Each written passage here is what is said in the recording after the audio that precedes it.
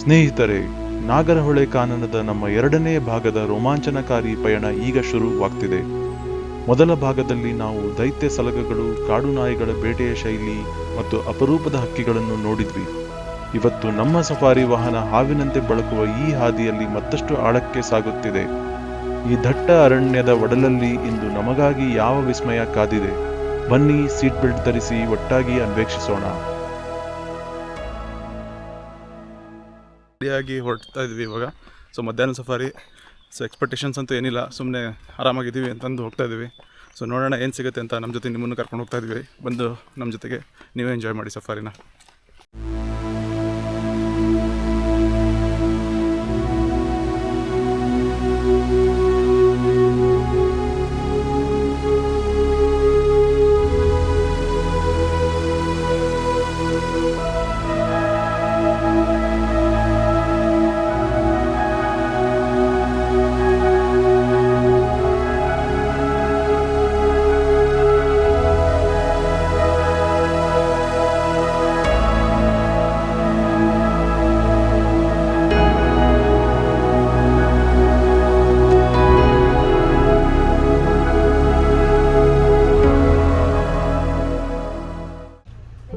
ರಸ್ತೆಯ ಪಕ್ಕದಲ್ಲೇ ಕುಳಿತು ನಮ್ಮನ್ನೇ ಗಮನಿಸುತ್ತಿರುವ ಈ ಜೀವಿ ಹನುಮಾನ್ ಲಂಗೂರ್ ಅಥವಾ ಕತಿಮಂಗ.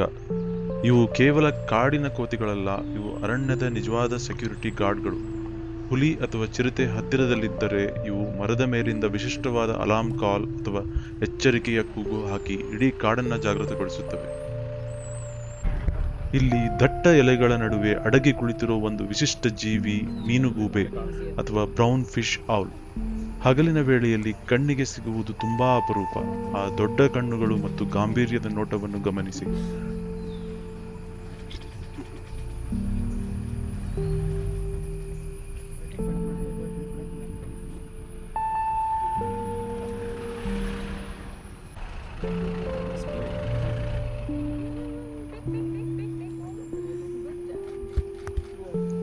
ಇಲ್ಲಿ ಒಂದಲ್ಲ 2 ಮಲಬಾರ್ ಜೈಂಟ್ ಸ್ಕ್ವಿರಲ್ಗಳು ಒಟ್ಟಿಗೆ ಆಟವಾಡ್ತಾ ಇದ್ದಾವೆ. ಸಾಮಾನ್ಯವಾಗಿ ಇವು ಒಂಟಿಯಾಗಿ ಕಾಣಿಸುತ್ತವೆ. ಇವುಗಳ ಚುರುಕುತನ ನಿಜಕ್ಕೂ ಅದ್ಭುತ.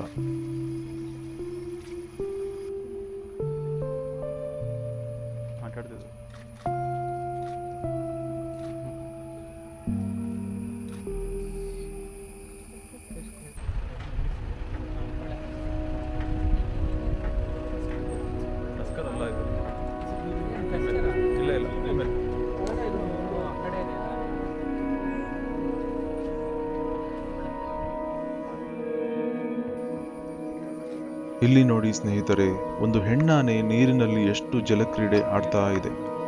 ಸಾಮಾನ್ಯವಾಗಿ ಇವು ಗುಂಪಿನಲ್ಲೇ ಇರುತ್ತವೆ, ಆದರೆ ಈ ಹೆಣ್ಣಾನೆ ಮಾತ್ರ ಎಲ್ಲಾ ಜವಾಬ್ದಾರಿಯನ್ನ ಮರೆತು ಮಗುವಿನ ತರಹ ಒಬ್ಬಳೇ ನೀರಿನಲ್ಲಿ ಆಟವಾಡ್ತಾ ಸಂಭ್ರಮಿಸುತ್ತಿದ್ದಾಳೆ.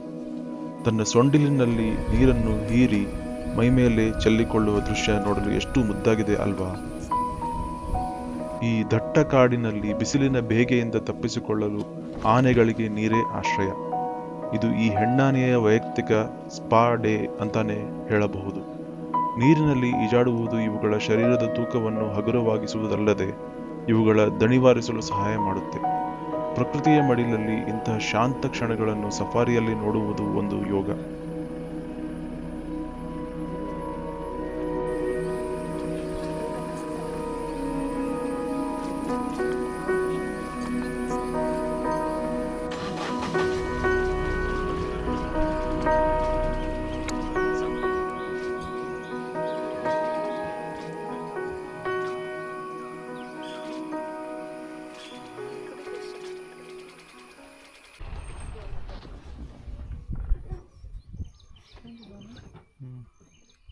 ರೆಗ್ಯುಲರ್ ಆಗಿ ಬರ್ತಿರುತ್ತಾ ಅಂತ ಸಂಜೆ ನೆನ್ನೆನೂ ಅಲ್ಲೇ ಕಾಣ್ತಿದ್ದಲ್ವಾ? ಈ ಕಡವೆಗಳು ನೀರಿನಲ್ಲಿ ನಿಂತಿರುವುದನ್ನು ನೋಡಿ. ಇತರ ಜಿಂಕೆಗಳಿಗೆ ಹೋಲಿಸಿದರೆ ಸಾಂಬಾರ್ ಜಿಂಕೆಗಳಿಗೆ ನೀರು ಅಂದ್ರೆ ತುಂಬಾ ಇಷ್ಟ. ಇವು ಅದ್ಭುತವಾಗಿ ಈಜಬಲ್ಲವು. ಮಧ್ಯಾಹ್ನದ ಬಿಸಿಲಿನ ಬೇಗೆಯಿಂದ ಬಚಾವಾಗಲು ಮತ್ತು ನೀರಿನಲ್ಲಿ ಬೆಳೆಯುವ ಪಾಚಿ ಹಾಗೂ ಗಿಡಗಳನ್ನು ತಿನ್ನಲು ಇವು ಈ ರೀತಿ ಗಂಟೆಗಟ್ಟಲೆ ನೀರಿನಲ್ಲಿ ಕಳೆಯುತ್ತವೆ. ನಾಗರಹೊಳೆಯ ಹಿನ್ನೆಲೆಯಲ್ಲಿ ಈ ದೃಶ್ಯ ಎಷ್ಟು ರೋಮಾಂಚನಕಾರಿಯಾಗಿದೆ ಅಲ್ವಾ?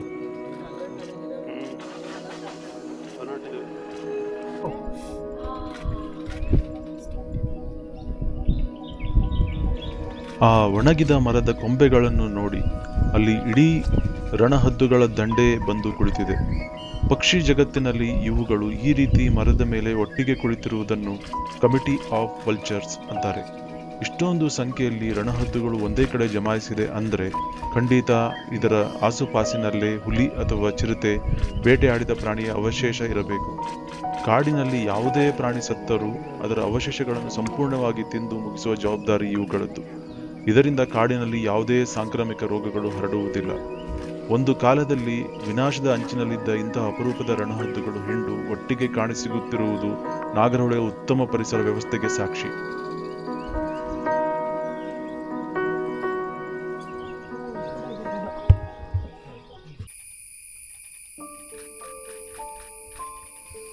ಈ ಸ್ಟ್ರೈಪ್ ನೆಕ್ಡ್ ಮುಂಗುಸಿಗಳು ಸಣ್ಣ ಸಸ್ತನಿಗಳು, ಏಡಿಗಳು ಮತ್ತು ಕೀಟಗಳನ್ನು ಮಾತ್ರವಲ್ಲ, ವಿಷಪೂರಿತ ಹಾವುಗಳನ್ನು ಕೂಡ ಅತ್ಯಂತ ಜಾಣ್ಮೆಯಿಂದ ಬೇಟೆಯಾಡಬಲ್ಲವು.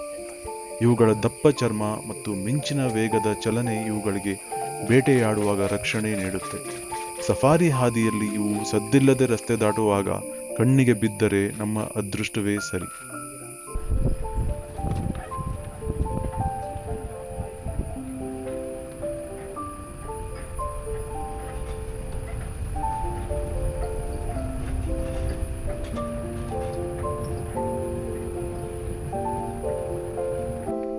ಸ್ನೇಹಿತರೆ, ನಂಬಲು ಸಾಧ್ಯವಿಲ್ಲ, ನಮಗೆ ಮತ್ತೊಮ್ಮೆ ಆ ಜಾಣ ಬೇಟೆಗಾರರ ದರ್ಶನವಾಗಿದೆ. ಹೌದು, ಕಾಡು ನಾಯಿಗಳ ಅಥವಾ ಡೋಲ್ಸ್ ಮತ್ತೊಂದು ಹಿಂಡು ನಮ್ಮ ಕಣ್ಮುಂದೆ ಸಾಗುತ್ತಿದೆ. ಇವುಗಳ ದೇಹದ ಬಲಕ್ಕಿಂತ ಇವುಗಳ ಒಗ್ಗಟ್ಟು ಮತ್ತು ಬುದ್ಧಿವಂತಿಕೆಯೇ ಕಾಡಿನಲ್ಲಿ ಇವುಗಳನ್ನು ಅತ್ಯಂತ ಯಶಸ್ವಿ ಪ್ರೆಡೆಟರ್ಸ್ ಸಾಲಿನಲ್ಲಿ ನಿಲ್ಲಿಸಿದೆ. ಇವುಗಳು ಸಾಗುತ್ತಿರುವ ಶೈಲಿಯನ್ನು ನೋಡಿದರೆ ಹತ್ತಿರದಲ್ಲೇ ಏನೋ ಬೇಟೆಯನ್ನು ಹುಡುಕುತ್ತಿರುವ ಹಾಗೆ ಕಾಣುತ್ತಿದೆ. ಕಾಡು ನಾಯಿಗಳು ಬೇಟೆಯಾಡುವಾಗ ಅತ್ಯಂತ ನಿಶ್ಶಬ್ದವಾಗಿ ತಮ್ಮ ತಂತ್ರವನ್ನು ರೂಪಿಸುತ್ತವೆ. ಇಡೀ ಕಾಡಿಗೆ ಇವುಗಳ ಚಲನವಲನದ ಸುಳಿವೇ ಸಿಗದಂತೆ ಗುಂಪಿನ ಪ್ರತಿಯೊಂದು ಜೀವಿಯು ತನ್ನದೇ ಆದ ಜವಾಬ್ದಾರಿಯೊಂದಿಗೆ ಹೆಜ್ಜೆ ಇಡುತ್ತೆ.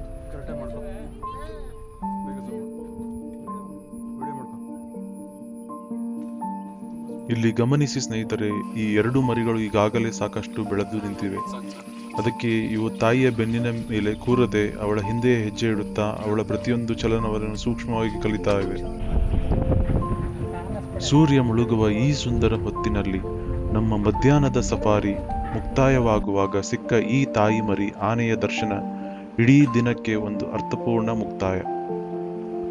ಕಾಡಿನ ರಾತ್ರಿ ಕಳೆದು ಮಂಜು ಮಸುಕಿದ ಮುಂಜಾನೆ ನಮಗಾಗಿ ಇನ್ಯಾವ ವಿಸ್ಮಯಗಳನ್ನು ಕಾದಿರಿಸಿದೆ. ಬನ್ನಿ ನೇರವಾಗಿ ಮುಂದಿನ ದಿನದ ಮುಂಜಾನೆಯ ಸಫಾರಿಗೆ ಸಾಗೋಣ.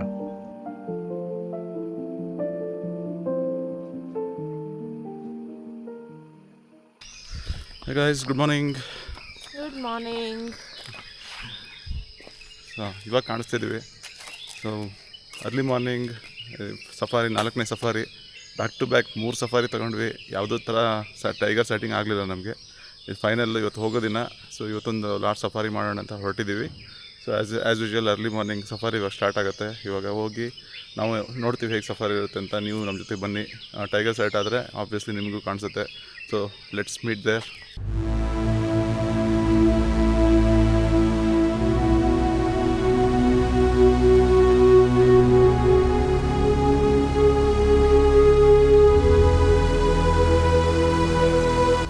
ಮುಂಜಾನೆಯ ಮಂಜಿನ ನಡುವೆ ನಮಗೆ ಮೊದಲು ಎದುರಾಗಿದ್ದು ಕಾಡಿನ ಈ ದೈತ್ಯ ಬಲಶಾಲಿ ಒಂದು ಬೃಹತ್ ಕೋಣ ಅಥವಾ ಮೇಲ್ಗಾರ್.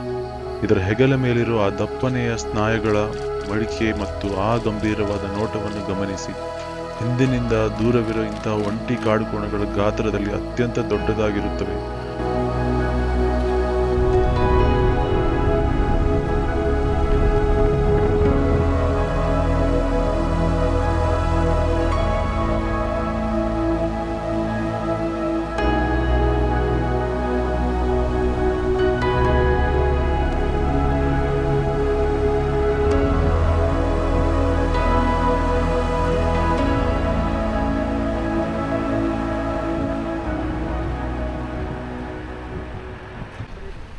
ಒಂದು ಕ್ಷಣ ಇಲ್ಲಿ ನೋಡಿ.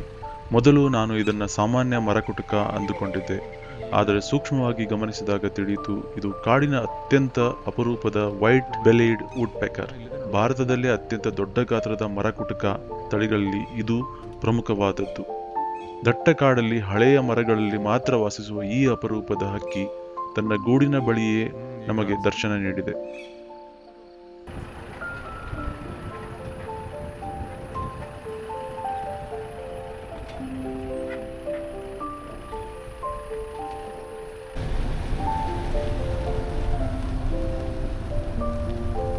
ಸಫಾರಿ ಹಾದಿಯಲ್ಲಿ ಸಾಗುವಾಗ ಎದುರಿಗೆ ಮತ್ತೊಂದು ಜೀಪ್ ನಿಂತಿರುವುದು ಕಂಡಿತು.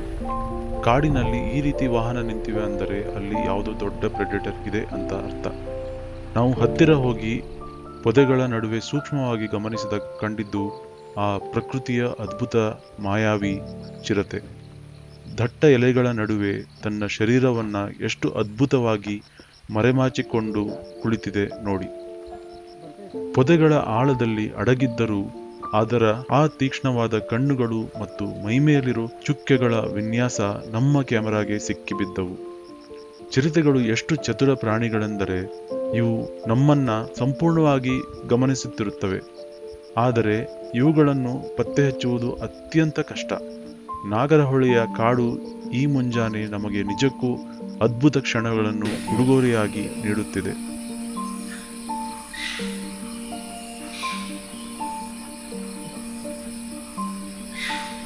ನೀರು ಬಿದ್ದದೆ ಅದರಲ್ಲಿ.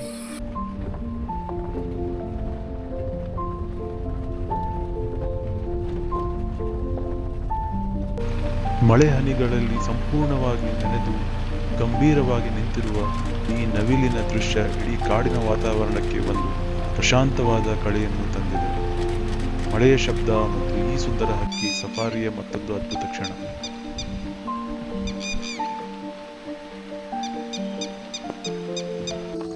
ನಂಬಲು ಸಾಧ್ಯವಿಲ್ಲ, ಆ ಕರಡಿಗಳ ಕುಟುಂಬ ನಮಗೆ ಮತ್ತೊಮ್ಮೆ ಎದುರಾಗಿದೆ. ಹೌದು, ನಿನ್ನೆ ಮಧ್ಯಾಹ್ನ ಸಫಾರಿಯಲ್ಲಿ ನೋಡಿದ ಅದೇ ತಾಯಿ ಮತ್ತು ಎಳೆದ ಮರಿಗಳು ಇರಬೇಕು. ಮುಂಜಾನೆಯ ಮಂಜಿನ ವಾತಾವರಣದಲ್ಲಿ ಇಡೀ ಜಗತ್ತನ್ನೇ ಮರೆತು ರಸ್ತೆಯ ಪಕ್ಕದಲ್ಲೇ ಆಹಾರ ಹುಡುಕುತ್ತಾ ಸಾಗುತ್ತಿದೆ. ಒಂದೇ ಟ್ರಿಪ್ನಲ್ಲಿ ಇವರನ್ನ 2ನೇ ಬಾರಿ ನೋಡ್ತಿರೋದು ನಮ್ಮ ನಿಜವಾದ ಅದೃಷ್ಟ. ನಿನ್ನೆ ಸಂಜೆ ಇವು ಪೊದೆಗಳ ಕಡೆಗೆ ಸಾಗುತ್ತಿದ್ದವು. ಆದರೆ ಈ ಮುಂಜಾನೆ ರಸ್ತೆಯ ಆಸುಪಾಸಿನಲ್ಲೇ ಆಹಾರದ ಹುಡುಕಾಟದಲ್ಲಿ ತೊಡಗಿವೆ. ಕರಡಿಗಳು ಮುಂಜಾನೆ ಮತ್ತು ಸಂಜೆ ಹೊತ್ತಿನಲ್ಲಿ ತುಂಬಾ ಆಕ್ಟಿವ್ ಆಗಿರುತ್ತವೆ. ತಾಯಿ ಕರಡಿಯ ಜೊತೆ ಹೆಜ್ಜೆಗೆ ಹೆಜ್ಜೆ ಇಡುತ್ತಾ ಮುಂಜಾನೆಯ ತಂಪಿನಲ್ಲಿ ಇವು ಸಾಗುತ್ತಿರುವ ಈ ದೃಶ್ಯ ನಮ್ಮ ಈ ಭಾಗದ ಸಫಾರಿಗೆ ಅತ್ಯಂತ ಅದ್ಭುತವಾದ ತಿರುವು ನೀಡಿದೆ.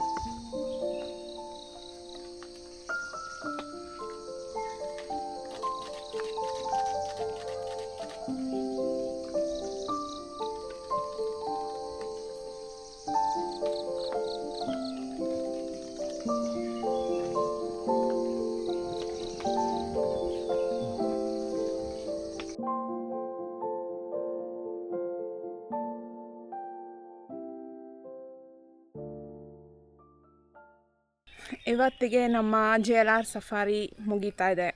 ಸೊ ನಾವು 2 ನೈಟ್ಸ್ ಸ್ಟೇಗೆ ಇಲ್ಲಿ ಜಂಗಲ್ ಲಾಡ್ಜಸ್ನಲ್ಲಿ ಬುಕ್ ಮಾಡಿದ್ವಿ. ನಮ್ಮ ಸಫಾರಿ ಮುಗಿಸ್ಕೊಂಡು ನಮ್ಮ ಸ್ಟೇನ ಮುಗಿಸ್ಕೊಂಡು ಈಗ ವಾಪಸ್ ಹೋಗೋ ಟೈಮ್ ಬಂದಿದೆ. ಸೊ ನಾವು ಬಂದಿದ್ದು ಸ್ಯಾಟರ್ಡೆಯಿಂದ ಮಂಡೇ ತನಕ ನಾವು ಬುಕ್ಕಿಂಗ್ ಮಾಡಿದ್ವಿ. ಸೊ ನೀವು ಯಾರಾದರೂ ಇಲ್ಲಿ ಬುಕ್ಕಿಂಗ್ ಮಾಡಬೇಕು ಅಂತ ಹೇಳಿದ್ರೆ JLR ಅವರ ವೆಬ್ಸೈಟ್ಗೆ ಹೋಗಿ ಆನ್ಲೈನ್ ಬುಕ್ಕಿಂಗ್ ಮಾಡ್ಕೊಳ್ಳಿ. ಹಾಗೆಯೇ ಪ್ರಿಯರ್ ಬುಕ್ಕಿಂಗ್ ಅಂತ ಹೇಳಿದ್ರೆ ಅಟ್ಲೀಸ್ಟ್ ಒಂದು 15 ಡೇಸ್ ಮುಂಚೆನೇ ನೀವು ಇದನ್ನ ಚೆಕ್ ಮಾಡಿಕೊಂಡು ಅವೈಲಬಿಲಿಟಿ ಇದೆ ಅಂತ ಹೇಳಿದ್ರೆ ಬುಕ್ ಮಾಡ್ಕೊಳ್ಳೋದು ಒಳ್ಳೆಯದು. ಯಾಕೆ ಅಂತ ಹೇಳಿದ್ರೆ ಲಾಸ್ಟ್ ಮೂಮೆಂಟ್ಗೆ ಯೂಶಲಾಗಿ ಇಲ್ಲಿ ಸಿಕ್ಕೋದಿಲ್ಲ. ಆಮೇಲೆ ಪ್ರೈಸ್ ಬಂದ್ಬಿಟ್ಟು ನಾವು ಮಹಾರಾಜ ತೊಗೊಂಡಿದ್ದು ಪರ್ ಹೆಡ್ 7300 ಆಗುತ್ತೆ. ಇದರಲ್ಲೇ ಇನ್ಕ್ಲೂಡೆಡ್ ಸಫಾರಿ 1 ಸಫಾರಿ ಇರುತ್ತೆ, ಜೊತೆಗೆ ಬ್ರೇಕ್ಫಾಸ್ಟ್, ಲಂಚ್ ಮತ್ತು ಡಿನ್ನರ್ ಇನ್ಕ್ಲೂಡ್ ಆಗಿರುತ್ತೆ. ಹಾಗೆ ಮಾರ್ನಿಂಗ್ ಇನ್ನೊಂದು ಸಫಾರಿ ಬೇಕು ಅಂತ ಹೇಳಿದ್ರೆ ಪರ್ ಹೆಡ್ ಎಕ್ಸ್ಟ್ರಾ 1700 ಪೇ ಮಾಡಿಬಿಟ್ಟು ತೊಗೊಳ್ಬೇಕಾಗತ್ತೆ. ನೀವಿನ್ನ ನಮ್ಮ ಚಾನಲ್ನ ಸಬ್ಸ್ಕ್ರೈಬ್ ಆಗಿಲ್ಲ ಅಂದರೆ ಸಬ್ಸ್ಕ್ರೈಬ್ ಮಾಡ್ಕೊಳ್ಳಿ. ಹಾಗೆ ನಮ್ಮ ಕಂಟೆಂಟ್ ಎಲ್ಲ ನಿಮ್ಗೆ ಇಷ್ಟ ಆಗ್ತಿದೆ ಅಂತ ಹೇಳಿದ್ರೆ ಒಂದು ಕಮೆಂಟಲ್ಲಿ ಅದನ್ನ ತಿಳಿಸಿ. ಹಾಗೆ ನಮ್ಮ ವಿಡಿಯೋನ ಲೈಕ್ ಮತ್ತು ಶೇರ್ ಮಾಡೋದನ್ನ ಮರಿಬೇಡಿ. ಮತ್ತು ಇನ್ನೊಂದು ಪ್ಲೇಸಿಂದ ಹೋಗಿ ಅಲ್ಲಿ ಎಕ್ಸ್ಪೀರಿಯೆನ್ಸ್ನ ನಿಮಗೆ ಸಹ ಎಕ್ಸ್ಪೀರಿಯೆನ್ಸ್ ಮಾಡ್ತೀವಿ. ಅಲ್ಲಿ ತನಕ stay happy, experience the life.